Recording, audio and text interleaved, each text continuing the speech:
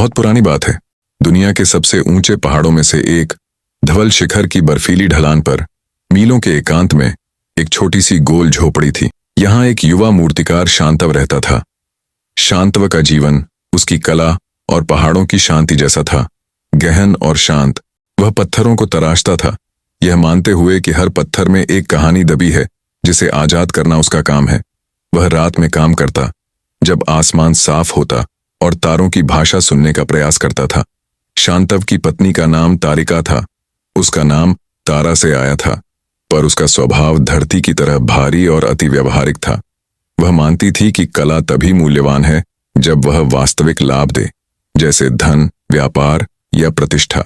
वह शांतव के इस विचार को मूर्खता मानती थी कि पत्थर में कहानी होती है। तारिका दंभिनी की तरह चिल्लाती नहीं थी। वह चुपके से तीखे और चुभने वाले सवालों से हमला करती थी। क्या वह कहानी हमें गर्म कपड़े देगी, या उस कहानी से हमें सोने के सिक्के मिलेंगे? तुम अपनी कला को क्यों बर्बाद कर रहे हो इस वीरान पहाड़ पर? शांतव हमेशा टाल जाता। जानता था कि तारिका का प्रेम भौतिक चीजों में है और उसका प्रेम पत्थरों और तारों में। एक रात शांतव आकाशदूत नामक एक बड़ी मूर्ति पर काम कर रहा था। उस रात एक तारा टूटा और शांतव के पैरों के पास आकर एक छोटे नीले चमकदार पत्थर में बदल गया। पत्थर से एक ठंडी मधुर आवाज आई, हे शांतव, तुमने वर्षों से अपनी कला को बिना किसी स्वार्थ के केवल सौंदर्य के लिए जिया है। मैं नक्षत्र देवता का एक दूत हूँ। इस पत्थर को ले लो, यह तार दृष्टि है। यह तुम्हारी बनाई किसी भी मूर्ति को एक रात के लिए जीवन और गति दे सकता है। इसे इस्तेमाल करो, पर याद रखना, सबसे महान कला वह है जो बिना लालच के बनाई जाती है। शांतव ने विनम्रता से धन्यवाद किया।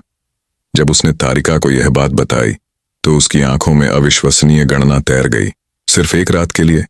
क्या हम इससे धन कमा सकते हैं? उसने जोर देकर कहा, तुम इसे बाजार की सबसे महंगी चीज पर इस्तेमाल करोगे। जाओ, एक विशालकाय शेर की मूर्ति बनाओ। हम उसे राजा को बेचेंगे और हमें महल नहीं, पर सम्मान और व्यापार चाहिए। शांतव दुखी था, पर तारिका की धमकी के आगे उसे झुकना पड़ा। अगले दिन शांतव ने भारी मन से एक विशालकाय क्रूर शेर की मूर्ति बनाई, जिसमें कोई कलात्मक प्रेम नहीं था, वह केवल लाभ के लिए था। मूर्ति तैयार होने पर शांतव ने तार दृष्टि पत्थर को शेर के माथे पर रखा। एक भयंकर गर्जना के साथ पत्थर का वह शेर जीवित हो उठा। तारिका खुशी से चीखी, शांतव, इसे बाजार ले चलो, ये हमारी किस्मत बदल देगा। शहर में हाहाकार मच गया।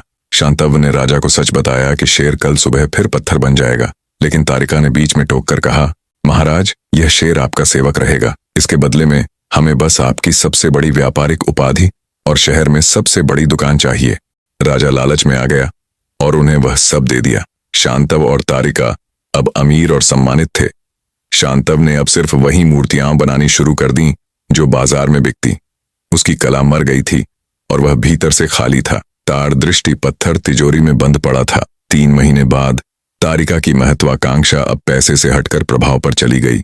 उसने शांतव से कहा, अब हमें इस देश का सबसे अमीर व्यापारी नहीं बनना, मुझे राजमाता बनना है। तुम एक विशाल मानव सैनिक बनाओगे जिसमें जान होगी, एक अमर रक्षक, और बदले में मैं राजा से पहली रानी का पद मांगूंगी। शांतव बुरी तरह टूट गया। नहीं तारिका, इस पत्थर का काम जीवन को आजाद करना है, मौत लाना नहीं। तुम लालच में सब भूल गई हो।